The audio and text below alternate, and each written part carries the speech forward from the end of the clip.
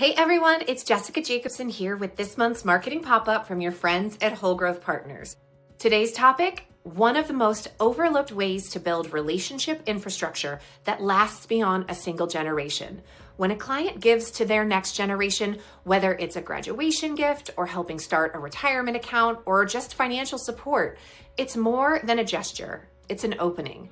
And when you show up in that moment with clarity and guidance, you go beyond the gift and start building loyalty that lasts. Let's talk about the hard truth.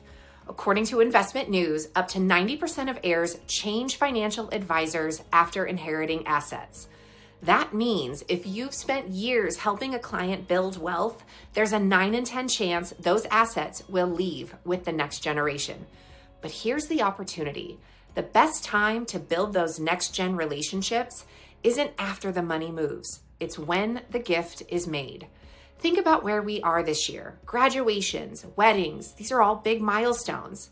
And they're emotional, meaningful financial decisions that are about to take place. And when you help your clients give with purpose, you're not just helping them check a box. You're building a bridge to the future. It's easy for a client to write a check, but with a little guidance, that gift can do so much more. Instead, suggest options that create both impact and involvement.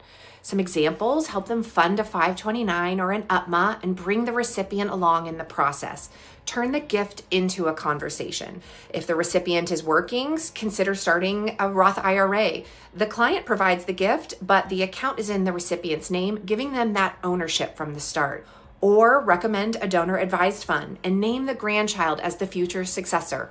Or better yet, involve them in choosing a cause that's meaningful to them. These strategies don't just grow assets with purpose, they create moments of learning, connection, and trust that go so much further than the dollar amount.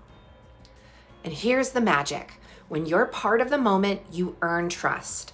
And that moment may be the graduation gift or funding of the Roth IRA or opening the 529 account. These are pivotal life transitions, and they offer a natural, non-intrusive opening for you to engage with the next generation of clients. It's not about selling them services. It's about showing up with value before they realize they even need an advisor. So how do you step into the moment without making it feel transactional? The key is to frame your involvement as a value add, not a pitch. You're not trying to win them over. You're showing up as a trusted guide. You want the offer to feel natural and supportive. Try something like, hey, if it's helpful, I'd be happy to walk them through this gift and show them how to use it wisely. Or if they're open to it, I can share a few first steps that can help them make the most of this account. Or a lot of young adults appreciate a financial sounding board as they take the next step into the next phase of life. I'm happy to be that person if it's helpful. This kind of language positions you as a mentor, not a salesperson, and it makes it easier for your client to extend the invitation to talk with them confidently on your behalf.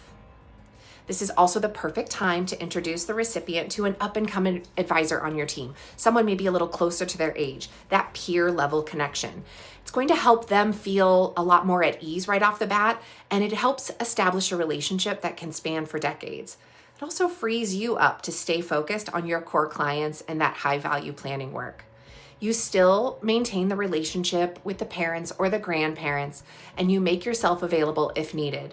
But you're intentionally building a multi-generational service model that scales. So now you've made the introduction, the connection is there, and the foundation is in place. But relationships don't sustain themselves. Building the relationship is step one. Tracking it ensures that it lasts. Here's a few ideas how to keep it on your radar without overcomplicating things. The first thing is to add that child or grandchild to your CRM. Make some creative tags amongst your team that connect it to the grandparent or the parent. Make sure that you're identifying the things that you've sent to them or that you're inviting them to. It's just a simple system that keeps the next generation in your orbit. Tagging the relationship puts the system in place, but what brings it to life is consistent, meaningful follow-up. This is where you shift from a single moment to an ongoing presence. Build the relationship now and nurture it over time. Here's a simple but intentional rhythm to help you stay connected long after the initial gift is made. First, follow up about a month later with a helpful article or a quick checklist. Number 2, celebrate milestones like birthdays or graduations with a thoughtful message. Number 3, host a webinar and extend an invite for something like New Grad Money Q&A.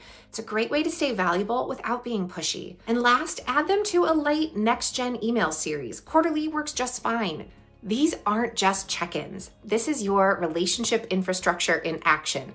Consistent, thoughtful engagement now builds the trust that helps you retain relationships and assets over time. If you're serious about turning one-time gifts into long-term relationships, now's the perfect time to put a simple system in place.